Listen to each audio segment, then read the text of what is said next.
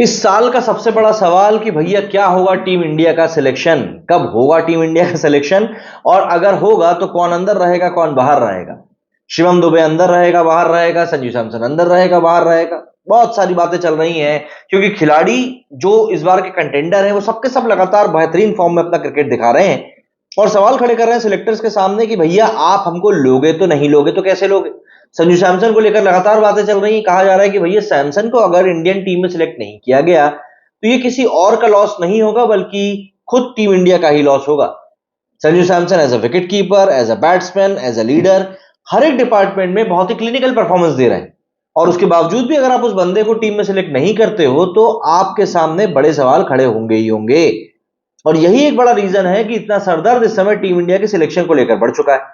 Speculation का दौर भी बढ़ता जा रहा है और स्पेकुलेशन का दौर इसीलिए बढ़ता जा रहा है क्योंकि जो ये अप्रैल की आखिरी तारीख है ना, इस दिन टीम इंडिया के सिलेक्शन को डिक्लेयर करना होगा। 1 मई आखिरी तारीख दी गई है और 28-25 मई तक कोई भी आप एक चेंज इसके बाद में कर सकते हो। ये पूरी सिचुएशन इस समय बनकर सामने आई है। अब आईपीएल में शनिवार को दिल्ली और मुंबई के बीच में जो मैच हुआ था, दिल्ली में खेले गए इस मैच के बाद में बताया जा रहा है कि बीसीसीआई के चीफ सिलेक्टर अजीत आगरकर और रोहित शर्मा की एक अनऑफिशियल मीटिंग हुई। मीटिंग में आईसीसी टी20 वर्ल्ड कप 2024 के स्क्वाड सिलेक्शन को लेकर बातें हुई। मीटिंग के बाद बीसीसीआई सिलेक्शन कमेटी के एक सोर्स ने एएनआई को बताया कि ऋषभ पंत और केएल राहुल को विकेटकीपर के रूप में आईसीसी टी20 वर्ल्ड कप 2024 टीम में चुने जाने की पूरी पूरी पॉसिबिलिटीज बन रही। चेन्नई के ऑलराउंडर शिवम दुबे का भी स्क्वाड में शामिल किए जाना लगभग लगभग तय है। दिल्ली कैपिटल्स के कप्तान ऋषभ पंत ने एक्सीडेंट के बाद आईपीएल 2024 के जरिए एक बार फिर से क्रिकेट के मैदान पर वापसी करी है। पंत ने आईपीएल 2024 में शानदार खेल भी दिखाया।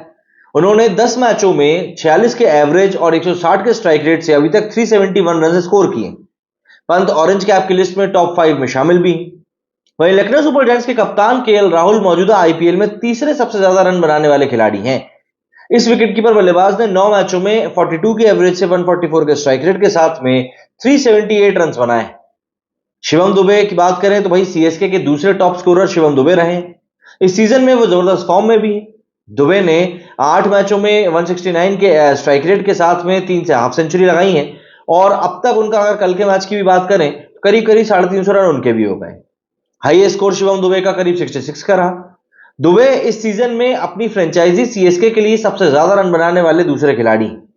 इस बार टी20 वर्ल्ड कप में 2 से 29 जून तक अगर हम बात करें तो वेस्टइंडीज और अमेरिका में खेला जाना है। टूर्नामेंट का ओपनिंग मैच कनाडा और होम टीम अमेरिका के बीच में डलास में होगा।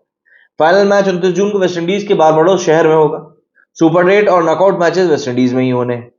अब ऐसे में टीम इंडिया में सिलेक्शन को लेकर जो इस समय सबसे ज्यादा बड़ी बहस चल रही है वो यही चल रही है कि आखिर आप किस खिलाड़ी को अंदर करोगे और किस खिलाड़ी को बाहर करोगे। आप चाहे शिवम दुबे की बात कर लो, हार्दिक पांड्या की बात कर लो, ऋषभ पंत, केएल राहुल, ध्रुव जुरेल की भी बात कर सकते हैं, संजू सैमसन है इस लिस्ट में, जायसवाल है इस लिस्ट में, फिर गिल है। बहुत सारे खिलाड़ी हैं जो यहां पर बैठे हुए हैं और सबके सब कहीं ना कहीं अपने अपने लेवल पर अच्छा परफॉर्म कर चुके हैं। और देखिए, जब कोई प्लेयर अच्छी परफॉर्म करता है तब वो उम्मीद करता है कि उसको टीम में सिलेक्ट जरूर किया जाएगा। क्योंकि अगर आप एक अच्छी परफॉर्मेंस के बावजूद भी अगर खिलाड़ी को टीम में सिलेक्ट ना करो तो एक बहुत ही नेगेटिव इंपैक्ट जाता है और इस समय यही होता हुआ दिखाई दे रहा है। 15 लोगों की टीम बननी है जिसमें से बताया जा रहा है कि ऑलमोस्ट जो 10 नाम है वो पूरे के पूरे पक्के हो चुके हैं, जिसमें कि चहल के नाम के ऊपर भी काफी बातें चल रही हैं कि यार चहल की आखिर क्या गलती। अगर हम मौजूदा इस वाले आईपीएल की बात करें तो बंदा हर तरीके से अच्छा परफॉर्म कर रहा है।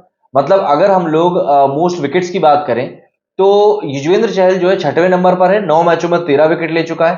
अब आप सोचोगे यार 6वें नंबर पर, तो आपको बता दूं जो सबसे हाईएस्ट विकेट की टेकर है ना उसने 14 विकेट लिए और फिर चहल ने 13 विकेट लिए। तो ऐसा नहीं कि विकेटों में कोई बहुत बड़ा अंतर है। वहीं अगर हम लोग बात करें सबसे ज्यादा रन बनाने के मामले में तो विराट कोहली टॉप पर बैठे हुए हैं, लेकिन अगर हम सबसे ज्यादा रन बनाने वाले विकेटकीपर की बात करें तो संजू सैमसन जो है वो चौथे नंबर पर है। बंदे ने 9 मैचों में 385 रन बनाए हैं, एवरेज है 77 का, 161 का स्ट्राइक रेट है। तो यहां पर अगर हम देखें तो एक तरीके से केएल राहुल से तो काफी बेहतर परफॉर्म कर रहे हैं संजू सैमसन। केएल राहुल ने दरअसल 9 मैचों में 378 रन बनाए, मतलब संजू सैमसन थोड़ा पीछे है। वहीं अगर हम बात करें ऋषभ पंत की तो वो 6वें नंबर पर है। ये दोनों 4, 5, 6 तीनों इस तरीके से अलाइन हुए बैठे हुए हैं। तो यहां पर सिलेक्टर्स के सामने एक बड़ा सवाल जरूर खड़ा होने वाला है कि यार आखिर हम किसको सिलेक्ट करें, क्योंकि संजू सैमसन या जिस तरह के फॉर्म में इस बार चल रहे हैं ना उनको इग्नोर करना वाकई में बहुत ज्यादा मुश्किल है। और मेरे हिसाब से अब कम से कम संजू सैमसन को हमें इग्नोर करना भी नहीं चाहिए। हालांकि संजू सैमसन की भी हिस्ट्री रही है कि जब उनको लास्ट टाइम भी इसी तरीके से टीम इंडिया में सिलेक्ट किया गया था, मौके दिए गए थे, तब वो बंदा परफॉर्म कर नहीं पाया था। बट बदकिस्मती देखी, जब 50 ओवर का वर्ल्ड कप आया तो इनको टी20 में शामिल कर लिया, और टी20 वर्ल्ड कप की बारी आई तो 50 ओवर में शामिल कर लिया। जब खिलाड़ी का मनोबल हाई रहता है तब कहीं ना कहीं आपको इस बात को समझना चाहिए कि यार वो किस सिचुएशन के लिए, किस पोजीशन के लिए तैयार है। अगर आप राजस्थान रॉयल्स की तरफ से संजू सैमसन की कप्तानी को देखोगे तो आपको एक चीज फील होगी कि यार बंदे ने लगातार अच्छा परफॉर्म किया है, बंदा लगातार अच्छा परफॉर्म कर रहा है। एज ए कैप्टन वो एक मैच्योरिटी के साथ में अपने प्लेयर्स के साथ में डील कर रहा है, और ये सारी चीजें कहीं ना कहीं एक प्लेयर के इवोल्यूशन को दिखाती हैं कि यार वो किस तरीके से एक यंगस्टर से एक मैच्योर्ड प्लेयर बना है। अगर आप इन चीजों को सही तरीके से कंसिडर करते हो तो ठीक है, वेल एंड गुड है, वरना ये चीजें वाकई में सिर्फ और सिर्फ बद से बदतर ही होती जाएंगी। और टीम इंडिया में अगर संजू सैमसन का सिलेक्शन नहीं होता है तो फिर समस्या तो कहीं ना कहीं टीम इंडिया के साथ होगी। शिवम दुबे और हार्दिक पांड्या को लेकर भी कुछ इसी तरह की माथापच्ची चल रही है। बट शिवम दुबे के साथ में समस्या यह है कि आईपीएल में इंपैक्ट प्लेयर के रूल के आ जाने के बाद में शिवम दुबे को बॉलिंग करने की जरूरत पड़ी नहीं, और अगर आप एक ऑलराउंडर के तौर पर टीम में सिलेक्ट होना चाहते हो तो आपको बॉल से भी तो अपना प्रदर्शन दिखाना पड़ेगा ना।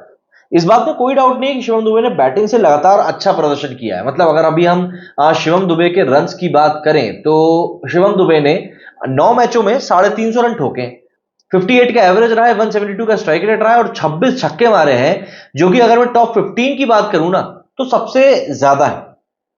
आईपीएल में टॉप 15 की अगर मैं बात करूं तो 26 छक्कों के साथ में शिवम दुबे सबसे टॉप पर है।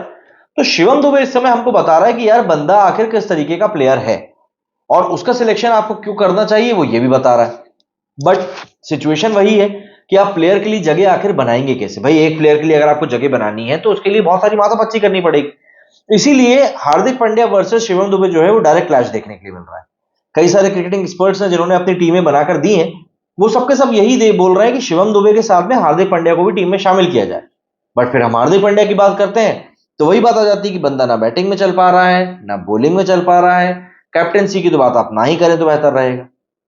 ये सारी चीजें कहीं ना कहीं कलेक्टिव तौर पर एक सवाल खड़ा करती हैं कि टीम इंडिया में सिलेक्शन का बेसिक पैमाना आप किसको रखेंगे। जैसे एक रिपोर्ट परसों भी निकल कर आई थी, उसमें कहा गया था कि भाई बीसीसीआई की जो सिलेक्शन कमेटी है वो किसी भी हालात में आईपीएल को कंसिडर नहीं करेगी। अब भैया अगर आप आईपीएल को कंसिडर नहीं कर रहे हो तो फिर आप बताओ आप किस बेसिस पे सिलेक्शन करोगे।